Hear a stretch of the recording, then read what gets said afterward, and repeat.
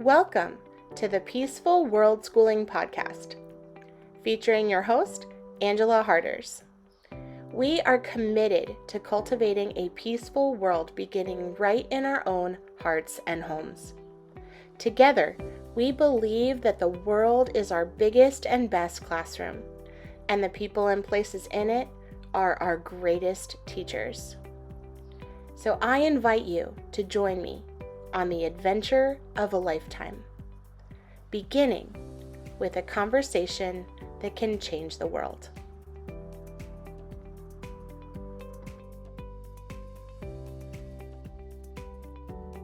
Today's episode of the Peaceful Worldschooling Podcast is brought to you by the book Tales of a Toxic Teacher: Exposing the Cycles of Abuse Within Our Schools, written by Angela Harders.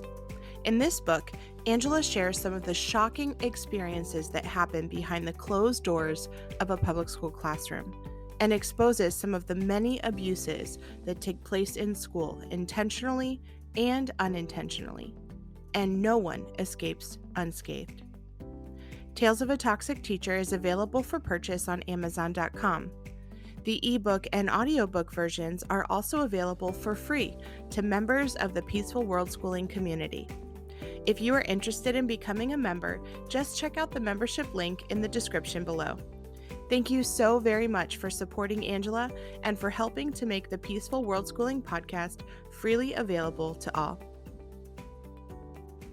Hello, and thank you for joining us for today's episode of the Peaceful Worldschooling Podcast, where we're committed to cultivating a peaceful world beginning right in our own hearts and homes.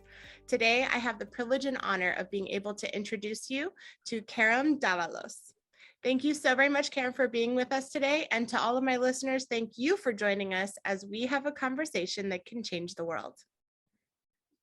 Thank you, Angela. Nice to be with all your audience. Thank you so much. So to get us started, can you just share a little bit about you, your family, and your story? Of course. Well, my name is Karem Davalos. We are a family of four. I have two kids. Olivia is 9, Bruno is 12. We live currently in Lima, Peru. We moved here in 2017 because we lived before in Chile. Oh, wow. Well, my kids started their school life in Chile in an international school. That's why they speak English very well, because our first language is Spanish, really. But they started their school journey with pure English because it was an American school. So it was a good starting point because they communicate very well. They had that school was very international. They had 80% was international community. So that school was wonderful for them because they got to know several cultures, and we got to know very different people from all around the world. So we were very happy, and the school was wonderful, really. But when we decided to move back to Peru,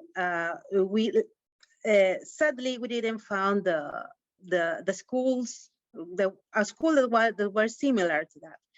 And before that, when we started thinking about moving, I started researching about options, right? And I started reading about homeschooling, unschooling, and well, it was just an idea, really, because we were moving because of work, because of our job. So it was like an ideal, but for us it was not possible, really, because of the work. We had to be at our jobs all day, and that demanded time. So we just went with the flow and enrolled them in a similar school, and they were there like 2 years until the pandemic hit. So they just have started. I think my son was in 4th grade and my daughter was 2nd grade starting, and they just stopped the classes after 1 week. Because here in Peru, you start classes on March. We start the school year on March. So it just stopped, and we started the schooling at home from their school. So as many families, we got to see what they really were learning, and the things the teachers were teaching, and how they were teaching them. And so, and we realized the schools here, the private schools, international schools, bilingual schools, are not cheap, are very expensive. It's like a luxury for South Americans in general to have access to these types of schools. So you realize that all the effort, all the work to get the money to pay the school, and it's not what you expect, really, because and moreover, they were not prepared for virtual schooling, for online schooling. So my kids were uncomfortable, and they really didn't have the correct ways to make the classes. So it was too much kids. First day of class was like 60 kids in one session. The teacher had to stop the class like 10 minutes. Yes, like 10 minutes before it started. She just said, okay, I can do this, and she disconnected. So she was in full panic. Oh, wow. But it was not her fault. Really, the school didn't give them much direction. They just say, well, you connect and start class. Yeah, right? And it's definitely not that easy. Teaching online is very, very different. Yeah. And we were really patient with the teachers, because we understood that this was a particular situation. It was not normal. Yeah. But time went along, and the school started getting like, you have to do the homework, you have to do the tests, and the teacher wanted the kids to connect from 7 a.m. through 2 p.m. and then come back at 3 p.m. for a reinforcement, for some kind of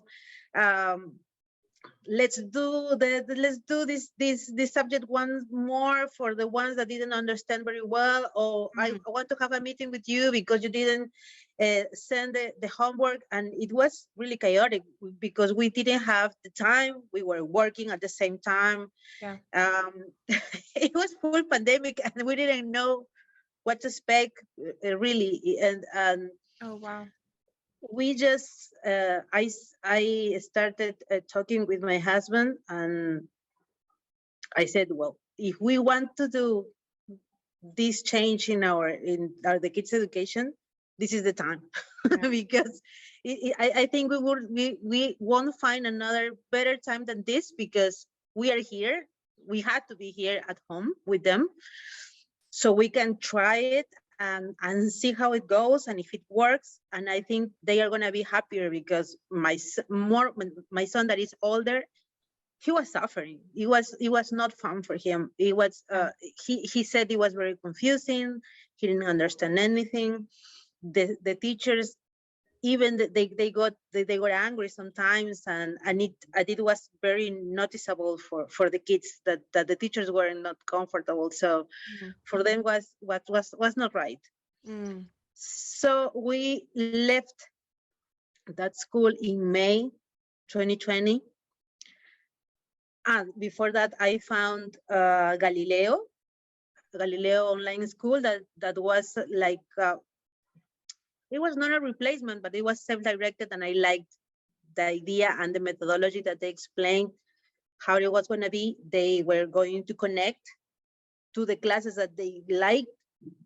They were going to present a menu of different classes and things that they can do in groups of 8 kids and different ages, maybe different countries. So they could even and they could improve their language, because in the school that they were private prior to that, it was bilingual, but the teachers were all Peruvian. So it's not the same to practice with a non-native speaker, right? Because the kids were comfortable talking Spanish, and the teachers in that effort to the kids understand them, they started talking Spanish too. So it was easy to change languages every time. So for the kids wasn't that challenging, not to keep practicing the English. So we started in June 2020. It was wonderful because after the first week, my kids were so engaged. They weren't forgetting to connect. They were happy. They were making friends, even though their friends are in other parts of the world. They were doing virtual play dates. They started talking more, and it was a 360 change for us as a family. We as parents had to learn a lot because we grew up in the traditional system, and we thought we still had the idea of, well, you have to learn this subject, and for you to be successful later, you have to do the math, you have to do the writing and the reading. And but this school also explained us as parents. They introduced you to unschooling, to how it should be. It was more freedom. You have to trust, and that was the most difficult part, because as parents, we, as Latin American, maybe in the whole world, but I can talk for my region, right? We as Latin Americans are not used to trust children. It's all the way around. You have to control the children. You have to tell them what to do, because you know better. You are the parent. Yeah. The elders have the authority, so they don't trust you until you are much older. So that idea that you have to trust your children to they pick up what they want to learn, and choose the time and the way, it was like very challenging for us. Yeah. But I think that 6 months into the unschooling, we were very comfortable with that. So I think that was the starting point. At the end of 2020, we were really comfortable with the unschooling, and leave them to choose, because that trust led them to be more responsible with the things. They were connecting at the times. I was not following them for them to remind them that they had to do this and they had to do that. They chose what to do, even the assignments that they had, if they wanted to do it, but they always do it. So because they are choosing what they like. So it's different, right? Yeah. And one special achievement that my son have is that he really hated writing and reading when he was at school, at private school here. But he enrolled in the book club at this online school at Galileo. And I think it was, well, reluctantly, but I kind of pushed him a little, because I told him, you will be able to choose what to read. Because he said, but he was in mode, I hate everything that has to do with letters. Yep. So I think it was necessary a little push, so we can show him the book at least. And I said to him, I will read with you every time. Every time you need to read, I will read with you. So we sat every day to read whatever he wanted to read. And I think it took me like 7 days.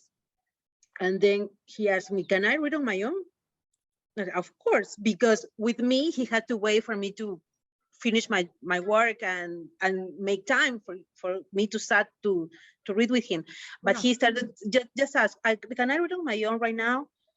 Of course, you can do, and go and read. And he started reading, and I started purchasing him more books. And now he reads everything he finds. Wow. And he started 3 months ago, I think he started writing his own stories.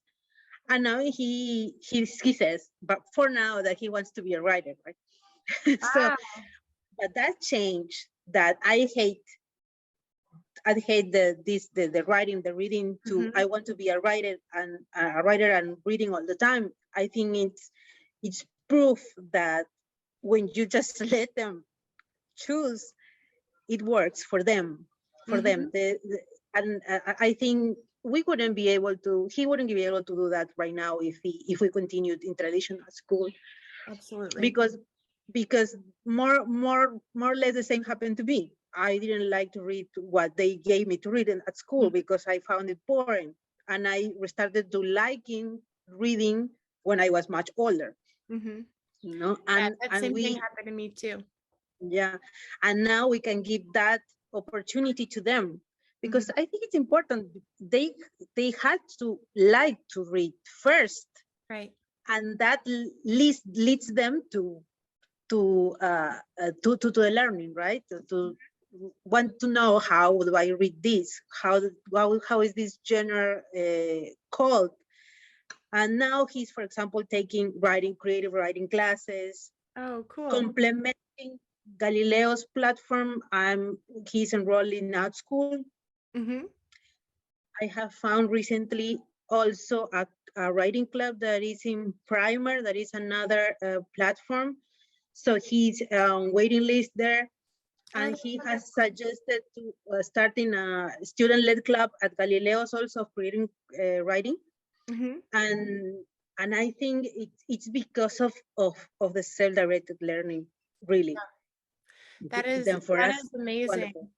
wonderful. There's so much that you shared that I really want to unpack with you a lot more. And I love that you've been able to see this shift in your son from going from someone that hated reading and hated writing to now being incredibly self-motivated. And you used the phrase self-directed learning. For people that may be listening that are not familiar with that term, what does that mean to you to be a self-directed learner? Well, I think what I understood, it means that the learner might get chooses from a menu.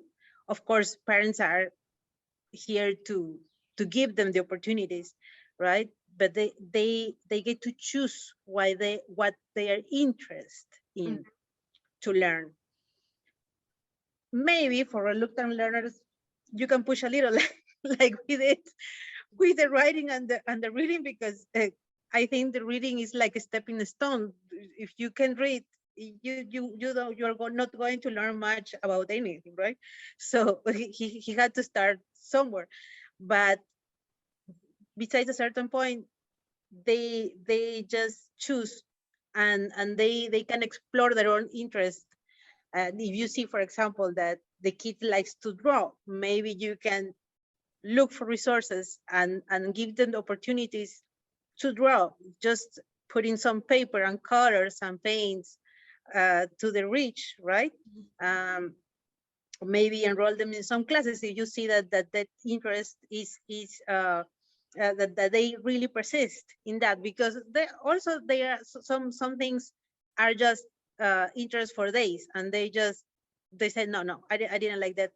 So they just leave But them. that's okay too. You know, I think Yes. a lot of times we have this idea that my child needs to pursue their passion and that has to be their passion forever. But I think, you know, what you said is really important too, that they might just be really interested in something for a few days, and that's okay. And then their interest might change to something else. But as you mentioned, our children, giving them that trust that they're going to choose the things that interest them and the things that they love, then they can direct their own learning and direct their own education, as you mentioned. And I think it's a beautiful, beautiful opportunity, but most parents don't even know that it's an opportunity that is available. Yeah, and the last thing you mentioned, we as parents also have to learn to be okay with the quitting. Yeah. Because we tend to see some talents in them, right? And you get like this idea, they are going to be this, they're going to be scientists, they're going to be pianists, they're going to be musicians. And suddenly they discover that they are not really into that. They like the idea of being, but when they do it, they realize that they really don't like doing the thing. Yeah. For example, my daughter liked ceramics. And we purchased the ceramics, the materials, everything, and it just lasted like 5 days, and she said, no, thank you. I don't like that because she didn't like the texture. She didn't like the waiting for it to dry. So, and you have to be okay. And it's also hard because we are taught to just you have to do it. You have to finish this. Right. What we do tell them is that just as you enrolled in one club, for example, in the platform, the clubs just they are on ongoing sessions, but you can enroll for periods of 1 month. It's once a week. So if they enroll, they cannot quit after one session. They have to do the whole month. Just because it's to have a structure, right? But I told them just give the opportunity for it to really sink in, because maybe just the first session you said no, I don't like it, but maybe it gets interesting, right? So absolutely, just give it 2, 3. Okay, if you don't like it, perfect. Just wait to the end of the month and you are free. And they change. So if for those kind of classes when they involve a group, because maybe they do a project and it's kind of frustrating that just one leaves when they have assigned maybe one chore for each one. So it's out of respect. But if you don't like it, it's okay. I was recently talking with a friend of mine. She's a single mom and her son is around 7 years old, and she had registered him for soccer, for like a soccer team and a soccer camp. And he's done a couple of like the lessons, but then he realized that he really does not like playing soccer at all. And she was talking with me about that because she was saying how she's really been struggling because she's been forcing him to continue going. And so I said, well, if he's miserable and you're miserable because you're fighting about this all the time, why don't you just let him stop, And it was like that thought had never even occurred to her. And so we started having a conversation about exactly what you were saying, that we need to be okay. As parents, we need to be okay with our children. I try not to use the word quitting, but with our children stopping different activities, because that is just as important and beneficial learning for them too. And so we were brainstorming kind of how she could do that. And I said, why don't you let him choose and give him that choice, as you were mentioning, giving our children that choice and trusting them to make a decision and say, you can kind of choose how you want to do this here. If you decide that you don't like soccer and you want to stop, you are totally free to do that. Then there's also value in honoring your commitments. Like you said, that when you're a part of a team and you have people that are counting on you, that's another aspect to consider in making a decision. And it's not like any one decision is better than the other. If he decides, I'm going to stick out this soccer, even though I don't really like it, but I'm going to finish the season and be with my team. And then after this season, I'm done. That's okay. And if he also says, you know what, I really can't stand it one more day. I don't want to go to one more game. That's okay too. And so we talked about how even in either choice, to be able to be okay with either choice, but also letting our children know that we're not exempt from the consequences of our choices too. And so one of the things that she came up with, because she's a single mom, she had to pay for this activity. And so she was like, how can I teach him? I paid for all of these games, and I don't want to waste the money that we've spent. And it was something that I worked really hard for. And so we talked about that too, of like, okay, how can you teach him that? And so we talked about, dividing up the cost of each of the games and how much, if he would choose to stop, like how much it would be that you would be losing for him not continuing the rest. And then giving him that freedom of like, if you want to stop, you can. This will be the consequences that we have to pay back this money because we invested this in the team and we're not doing it anymore. And I think being able to do that, she said it was remarkable that her son was able to feel that freedom that he could choose, and knowing that, okay, I can either choose to honor my word and finish out the season, or I can also freely choose to stop this activity right now, and I can deal with the consequences, which look like I might have to do some extra activities or ask the neighbor if I can help with some mowing the lawn or something like that, to be able to get that money to pay back, the money that my mom lost from not me choosing to not participate in this activity anymore. And I just, your story reminded me of that, that as parents, we really struggle with that idea of my child quitting something. But again, learning when and how to stop doing something that is not serving you anymore, that is such a valuable skill that we can teach our children. Exactly. And also because as adults, when we grow up thinking that we just commit to this thing. Yep. And I can say no. You grew up thinking that I can say no, and I'm suffering, I'm miserable doing this job, this chore, this favor that I said that I would do, but I don't want to do it, and you feel guilty. Yeah. So it's nice that they know that obviously there are consequences and there are other people that you have to consider. Right. But you can make a decision and just nicely ask them, well, I will continue doing this until this point. Right. And how can I don't know, compensate these days and just do until this point in time, and then I won't do it anymore because and you give your reasons, right? Right. It's not wrong to do that. Right.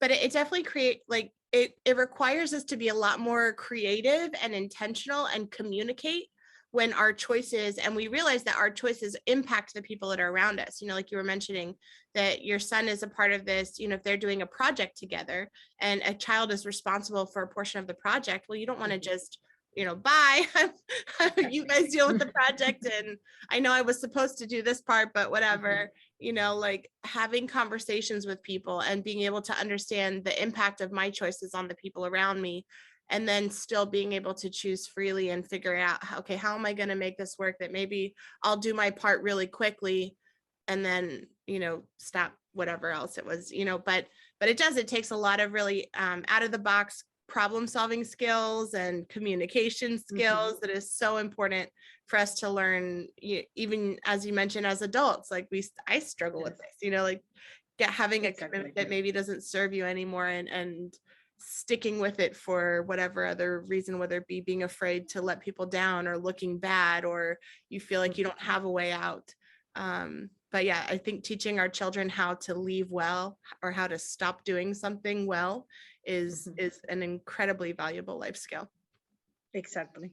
Yeah. Well, and with this system of self-directed, this also leads in your adulthood maybe to choose to do something that you really like. So maybe you will have less opportunities to quit as opposed to just learn what the system wants you to learn and go do the things that the society tells you to do, and you want to quit but you can't, and you can say no. So I think everything is like connected, right? Yes. One decision leads to the other. So when you start as young as they are starting, just making your own choices and doing what you love, trying to do your best to choose what you love, I think it would lead to less opportunities to say, to quit, really, to quit or say, I don't like this, right? But because you will have the opportunities to choose and evaluate what you really want to do. Right. And then also too, I feel like there's less stigma around quitting, because your children are having this opportunity to try all these different things. And they say, okay, I get to try ceramics, and if I don't like it, I'll stop. And it's okay. Like you're not angry with her that she's stopping, ceramics, or you're not like, like she's able to experience trying a whole lot of different things, figuring out what she loves, and also knowing that it's okay if she doesn't like something, like she can still choose to do something else. And what a beautiful gift to be able to give your children. Especially my daughter, she asks me every time she doesn't want to do a class anymore, she asks me, aren't you going to be disappointed? So I think that's important, and that she says that, because it shows how the children feel. They don't want to disappoint you, the mom, the dad, right? And if you look disappointed, they are going to be sad and and that sensation that they are not up to the challenge with the ideas that Yeah. the parents have, right? Yeah. So that is important. They say, no, it's okay. Even for maybe in the inside, I want her to keep doing it, but it's not my choice. Right. It's not going to be me doing it. Yeah. So I have to let her take the decision. Well, that reminds me of a question actually that I wanted to ask you, because I know this idea of self-directed learning and letting your children choose what and when and how they're learning is a very radical concept in this day and age. And I know most parents have probably never even thought about living like this. I know for me, the first time that I heard about unschooling or self-directed learning, I was like, there is no way. Like this cannot be real. Like people don't actually do this in real life. This would be, I thought it would be the worst thing that you could ever do to a child, that it was just, I thought it would be like lazy or irresponsible or something like that. And I had a lot of fears and anxiety and concerns for, oh my gosh, what if I do this and I mess up her life? Like, what if my child never learns to read, or what if she doesn't learn how to do math or something? And I'm sure a lot of listeners too might also be experiencing some fears or concerns around trusting their children, as you mentioned, with their education to guide and direct their own education. So I'm wondering if you experienced any sort of fears or concerns, or what fears or concerns did you have as you started this self-directed learning journey? Yes, of course. I was very afraid at the first. Yeah. But I have to tell you, when we started, we just called it homeschooling. Because I researched about unschooling, and I thought the same as you. No, there is no way. They're gonna be wild and doing whatever they want, and they are never going to listen to me. But it's not it's not like that, because when time passes and we started doing it, suddenly we realized we were unschooling. But I think it depends on the family, because I have seen videos on YouTube that there are radical unschoolers, and it starts with the parents, right? I think you are the model for them. So we, as my husband and I, as a couple, are kind of a structure. We have hours, we have routines, and our children are used to the routines. They fell asleep at 9:30 tops. They wake up very early. They like the schedules. I do not push them to follow a schedule, but we have schedules because, for example, to follow the Galileo's classes, they have schedule. The teachers set a class, and they know that they have to wake up 2 hours before, so they can have a really good breakfast at night, and slow breakfast like they like, and we have a nice conversation, and then they go and change and clean themselves, and they just sit on their computer waiting for the teacher. And it really wasn't that when we stopped doing the traditional school, they just did what they liked. They always, and maybe it's because the younger years they did it with this kind of structure, they weren't able to just erase that structure and said, okay, now I'm gonna wake up whenever I want and go sleep whenever I want. They just stick with the hours, right? Then for us wasn't that difficult, because we started the other way.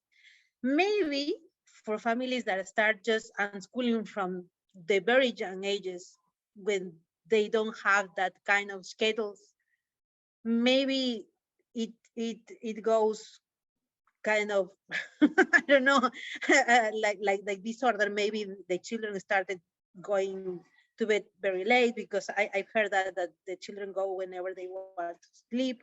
There are those that go to sleep on the after midnight, and they wake up after no in the the middle of the morning. But it never happened to us. Maybe because we have classes. We have, for example, my daughter now, she trains for a swimming team. Yeah. So she had to wake up at 6 for us to get to the pool at 8 a.m. Yeah. And she does it because she wants to do it. Right. uh, when she got selected, the trainer told her, so this training is very early, so you have to wake up and you can't be late, and Mm-hmm. it's every day except Yeah. Saturdays and Sundays. And we sat with her and had a good conversation.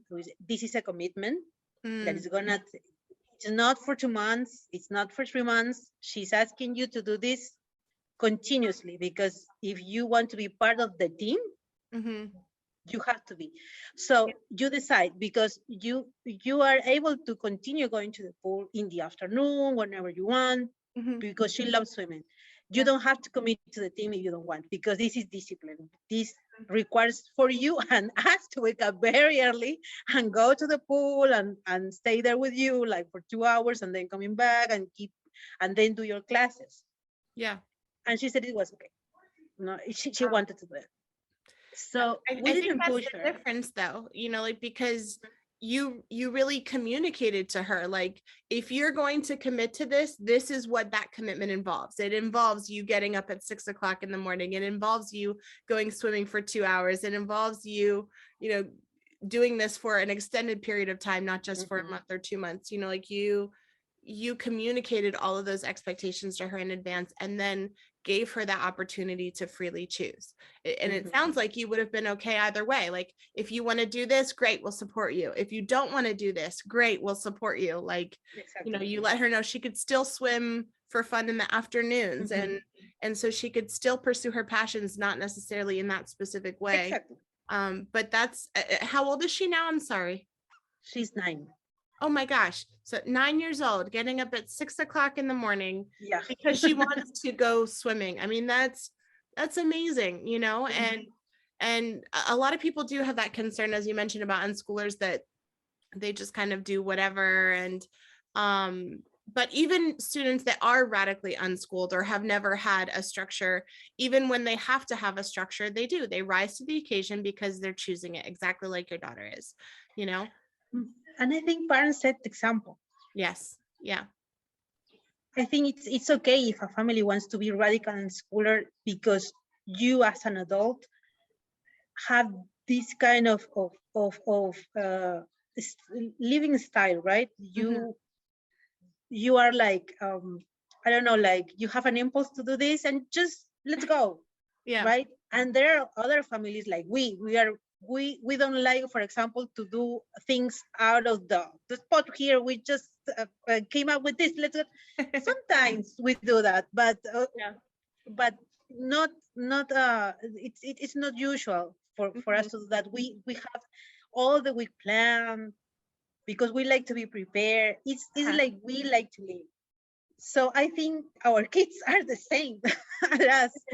So they have their schedule. They have the Google Calendar with all the activities, and my daughter wants to know what is going to happen next week, what hours, what. And so we didn't have to we didn't have to say, okay, now you're free. You do whatever you want, because they watch us. And they see that we have an instructor. We have an hour to wake up. We have an hour for exercise. We have an hour to eat. We have an hour to have lunch and to have dinner all together, and the conversation at the table and everything. So they do as we do. So I think it's important. So I think for the families that are afraid that maybe the kids are going to do just whatever they want, I don't think so. I think they are going to mimic what their parents are doing. I think that's going to happen.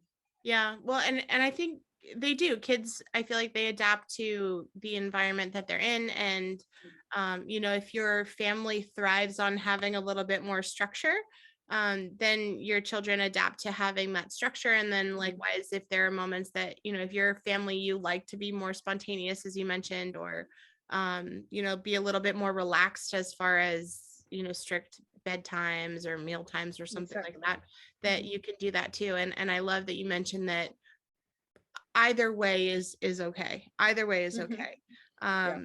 And I think that's really important message to communicate, that you can be an unschooling family, a self-directed learning family, with a structure and also without a very strict structure. Yes, and I both think there ways are to do it. degrees, right? Degrees of a structure, Mhm. really. Yeah, absolutely. And the beautiful thing is that if you try something and it's not working for you or for your family, you can always change. So you might have a kid that, like, you might be a mom that really likes to plan and have everything be very structured and detailed, and you might have a child that likes to be more spontaneous, and I think that's a way for us as parents to grow in that area of like being more spontaneous. And then it also might be the reverse. I know, for myself, I tend to kind of struggle with keeping a very strict schedule. I like routines. But I've never been the kind of parent that I'm like, okay, you're going to be in bed at 8 o'clock and asleep by 8:02, like Mhm. just being very strict about, bedtimes and stuff like that was just not my personality at all. So I like having, routines and a flow to our day. But I also like having that flexibility, that it doesn't have to be this rigid, Mhm.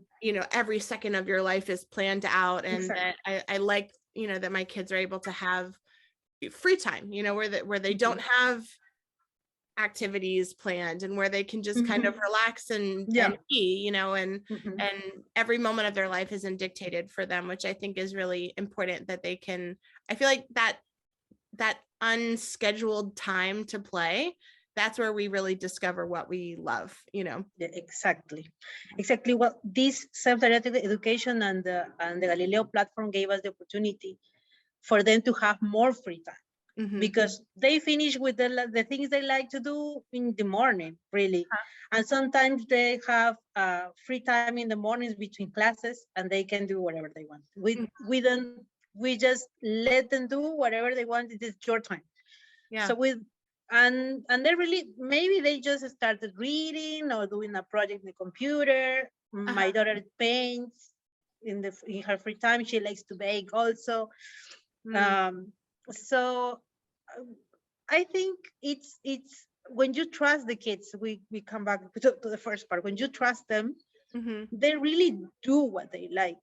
I think the problem when you do a school style, what we have to do like 5 hours in the morning of all the subjects that they don't like, they Yeah. don't have interested in that. Then when they get free time, they just Go uh, crazy. exactly, because they don't know what to do with those valuable 2 hours that they get free time. And then you want to you want to maybe that they do what you want to do even in that free time.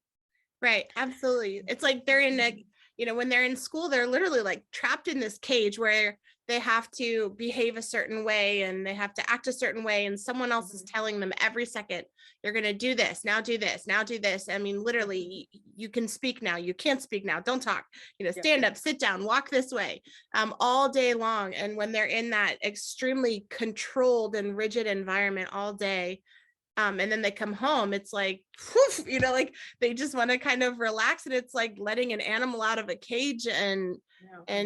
oh, it breaks my heart when I see these kids that are forced to go to that, a school environment where it's a forced learning environment, and they're not able Exactly. to have that self-directed freedom to learn, because it really impacts the way that they are and the way that they're experiencing learning and life. And I think it has a really negative impact on their relationship with their parents too, because their parents get them at the end of the day when they're tired and frustrated and wanting to like decompress. And then and then they have mom and dad saying, okay, do your homework and wash the dishes, Exactly. all this other stuff. And it creates for so much tension in a relationship. Exactly. Yeah, with their I think homework it's a homework it's the cause of family of family fights, Yes. because that happened to us during pandemic. And they had a lot of homework because Hmm. the school thought that this was the way to compensate what they were not doing at school. Yep. Now you can do all of this at home. Yeah. and and And then you get to be the one to yeah, force them to do all this stuff that they of don't want to. course. Yep. Yeah. And it took all the afternoon. Maybe it was 10 in the afternoon, 10 at night, and we kept doing the worksheets. So I think this is not possible. No, we can keep doing this. No, it was horrible, because there was and we had the uncertainty of the pandemic. Maybe we had relatives getting sick, and you had to do the homework. Uh, it was crazy, because it was a really an easy time for us, but we had to keep doing it because the teacher, well, but you have to do it. You have to do it. They didn't care. Yeah. No? And I think the teachers were pressure also. Yes. Because Well, it's pressure on everyone, like of course. the schools feel pressure from the state, the schools then put pressure on the admin, and then the admin puts pressure on the teachers, and then the teachers put pressure on the students, and then on the parents, and society puts pressure on the parents, and relatives put pressure on the parents and the kids. And it's like everyone is feeling all of this pressure from all sides, and none of that pressure is real. Like, no one has to do any of this stuff that we are forcing kids to do in school. Exactly. No one has to do that. Exactly. And you mentioned something that really stuck out to me too. You talked about how in Hispanic culture, you said that it's a very authoritarian structure, that they're not used to trusting their children, and they're used to that authoritarian view of, parents, you gotta obey your parents all the time and do whatever they say and control your children and make them behave in a particular way. I'm wondering, how does unschooling fit in with your wider culture of maybe your neighbors or your church or your family? Like, how do they handle the fact that you're parenting your children and educating your children through self-directed learning? I think for now, most of the people haven't noticed, because we are, well, in our country, the rules for isolating and social distancing are very, very, very rough, very tough. Oh, wow. So we have been really far from the extended family, except the grandparents. My dad and my mother-in-law, they are always in contact with us, not so much in person, but just for phone. They know that what we are doing, but I think they don't really understand this thing about unschooling, homeschooling. They just know, they have seen the grandchildren, the kids, and they see them like learning so much. My dad always is like surprised.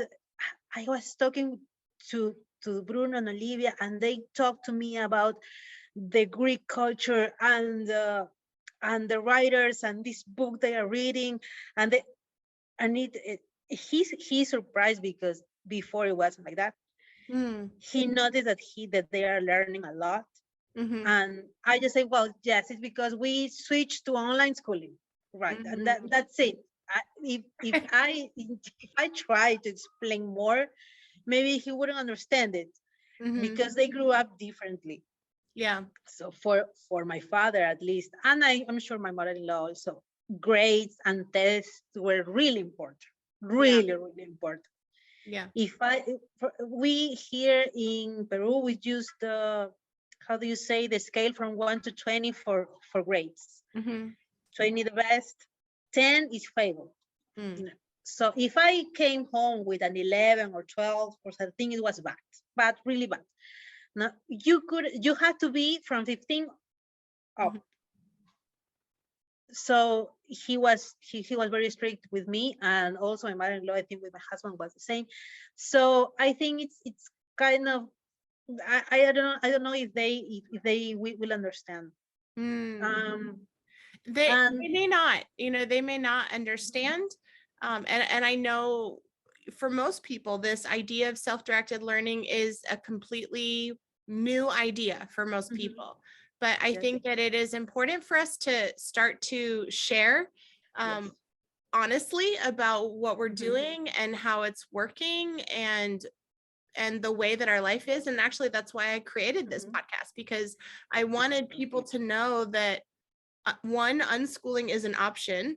And two, not only is it an option, but it's an option that lots of people have been doing all over the world for a long, long time. Like this is nothing, unschooling is not a new phenomenon. It is the way that people have learned throughout all of history. They've been learning by doing the things that they love and the things that they're skilled at and what they enjoy. And yeah, so I think being able to have conversations with people like you and share about this opportunity is such a wonderful thing. So I would encourage you to maybe try to start kind of opening up a little bit and sharing with your family about your experience and what you guys are doing. And I'm sure as your children grow, they'll start to really see the benefits, as you mentioned, that they already see, that they're excited to share with them about Greek literature and all this other stuff. With the people that I already talk is with the former classmates of my kids. Okay. What do they think? Because they ask me, what is that you are doing with your kids? Well, I explained to them, even some of them had asked me for the references of the online platforms and everything, but they are more worried about the certifications and how are they going to apply to a Peruvian university. Yeah. And our vision for kids, because they have known all these people from all around the world and we have traveled with them. And I think, for example, my son wants to go to Europe. Maybe my daughter, she says she's going to study cooking in France, and we are looking for an international future for them, maybe. Yeah. So we are not so worried about the certifications for Peruvian universities. But the classmates of this school here in Peru, the moms are really worried about that. So I don't have answers for that. Yes, there's ways, because, for example, we are taking this program with West River Academy. Oh, that's awesome. And we can, if my kids wanted to study in a Peruvian university, for example, with these certifications, we can convalidate, I don't know if that's the correct word, the grades and everything, and they can study here as an international student. So for someone who's not familiar, actually, my first year homeschooling or unschooling my daughter, I actually used West River Academy too. And then now I've kind of created my own version of West River Academy, which I can share about later. But for people who are not familiar with West River Academy, can you share a little bit about what that program is and what is available for them if they choose to go through a program like West River Academy? Yeah, well, they are a platform that helps homeschoolers, unschoolers, and I think all kids that opt for a different and an alternative education, right, to get a certification of what they know, what they are learning. So you can prepare transcripts, and maybe you have to prepare a document or a database when you put all the evidences of the learning. Even the parents can do it with pictures, videos. They're very flexible, really. And you enroll with them to certificate by year, by grades, right? And at the end of the year, when you complete all this documentation, they give you the certification. And it really, in our case, it's certificates that they have completed a grade. And here in South America, you can convalidate that as if you were studying in the United States, for example. Yeah. So West River Academy, it is actually a private school. So it's an accredited private school that is based in, I want to say, in Colorado. Yes, they're based in Colorado, but it is applicable for anywhere in the world. And so there are actually a lot of world schooling or unschooling families that use West River Academy to form as, if they're in a place where they can't register as homeschoolers legally for whatever reason, they can register through West River Academy as a private school, and then they're able to operate as a private school student rather than a homeschooling student. And so, so that was actually what we did for our first year. I will make sure that I include the link for West River Academy in case someone is interested in checking out their program and what they have to offer. And as I mentioned, I also have something very similar. So I created a similar program. So mine is called the Center for Autodidact Services and Support, which stands for CASAS. And that is the education branch of my PMA, which is called PAX Ministries. And so in there, I also provide transcript services, and I help parents with creating those certificates, as you mentioned, and diplomas, so that if they were to need to present any sort of documentation of their child's learning, we work together to be able to create a transcript that matches whatever it was that they were learning. And I walk you through exactly how to do that, so that parents and children are able to use that. And you can use that to apply to colleges and universities and all sorts of things. So if you're interested in learning more about how I can help you with transcript services or getting ready for graduation or going to college, please feel free to reach out to me. I'll be more than happy to help you with that. Yeah. And I know that we're talking about our children being self-directed learners, but I would love to know, how are you modeling self-directed learning as an adult and as their mom? Well, this has been a learning opportunity for me too. Well, as I have told you before, here our culture it's very authoritarian. So I grew up in an authoritarian home. Yeah. My father is a person that has that was in the he lived in the highlands of Peru, in a very poor community. They were agriculture. They dedicated to agriculture, but they were not a rich family. They were poor. So he moved to the city, and he grew up here when he was like 15. So he built first he was looking for a job. He was an employee, and then he started his own business from zero. Wow. And he was very successful.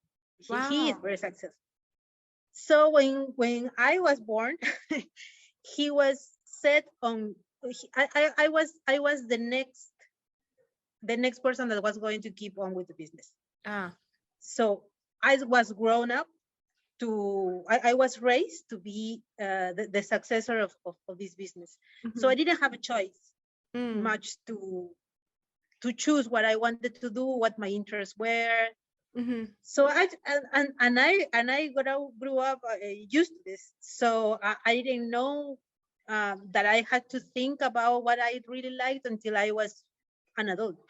Practically. Wow. I studied business, obviously, to manage the family business. I do manage right now with him and my older brother. But with the research that I was doing, it was like going back in time, and I started to examine really what I wanted to do. I realized that I really like arts. I like calligraphy. I hadn't noticed that I was really good at calligraphy when I was at school, but I just did it because it was natural to me. And until I pick up a pen again, a fountain pen with ink and everything, recently, like last year, because of the pandemic and we were at home, I just started to write with the things I had stashed away somewhere, and I started realizing that I really love doing this. I didn't know it was a talent of mine, and I really love doing this. I also remember I love dancing. I did dance sometimes at my university. I belonged to a group of Peruvian dancers, but my dad didn't like it. So I left the room because he wanted me to, in my free time, to go to the business and work. Not so much the dancing, and because it was I was losing time. I was wasting my time. It was not what I was going to do. So I better go work. So for me, it was like a rediscovery of the things that I liked, because I watched my kids this is what we were supposed to be doing. Right. And also my husband recently started training, like last year, really training, and he started going hiking and to mountains here in Peru. That we have the highlands, so we have really tall mountains, and he started hiking, but really seriously. And he discovered that he loved it, and he never did it before. And he was inspired. Our kids inspire us to do this. Aww. Because we just thought that we just had to be doing our work, our jobs, and that's it. Yeah. But I think that that's the way that that impacted us. So we are taking, for example, he's taking classes with trainers, so he can improve their physical being, so he can be prepared for the high altitude. I am taking design classes, lettering classes, calligraphy classes, whenever I can. So I don't know, because I liked it. I don't know if it's going to become something in the future. Maybe, I think maybe in a couple of years I may be doing something, some calligraphy services for somebody, because I liked it so much. I don't know, but maybe. I'm just letting it be. I'm just taking the opportunity and doing it. So I think that's it. That is what's going to, that for us, that's how it impacted personally. But really, as a family, it has changed us for the better. How so? I think we are as we are not as structured as before, or maybe I maybe structure is not the word. I think we're not as afraid of not pursuing this way, and I watch all the families here that are worried about how it's going to be next year. How is it? How my kids are going to school? How are they not learning, because they think they are not learning nothing at home, right? How are these? They are not taking tests. They are not. They don't know how to do the math. That we are not afraid anymore of that. We're just, so we have the dynamics is totally different now. Yeah. Because we just are open for them to tell us why are they learning. Yeah. They are eager to share all the time what they are learning. We are happy to see them, and they notice that in us. It's very important that they see you happy, and they happy, and I think peace too. Like, I feel like peace is a great word to describe what you're sharing. Exactly. And I can definitely relate to seeing that distinct difference, that as a family of self-directed learners, I feel like we experience peace in a very different way than other families do, because we are not stressed, as you mentioned, about tests or quizzes or homework or all these other things that people are trying to force their children to do. But instead we can just rest in and trust, as you said, trust that our children are learning all the time. Exactly. And we don't have to worry about what they're learning or how they're learning, or any of those things at all. But we really can just have peace and focus on having a happy life together. Exactly. I think what they need to learn, they're going to learn. Absolutely. In their own time. Yes. Absolutely. It has been such a pleasure to talk with you. I also want to ask, I ask all of my guests before they leave, if you could share one piece of advice with a family that is thinking about pursuing self-directed learning, what would you say?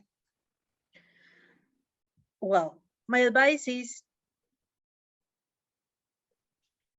you have to start trusting yourself, your decisions, your own decisions. I think it's important for first that you take the decision, and go slow.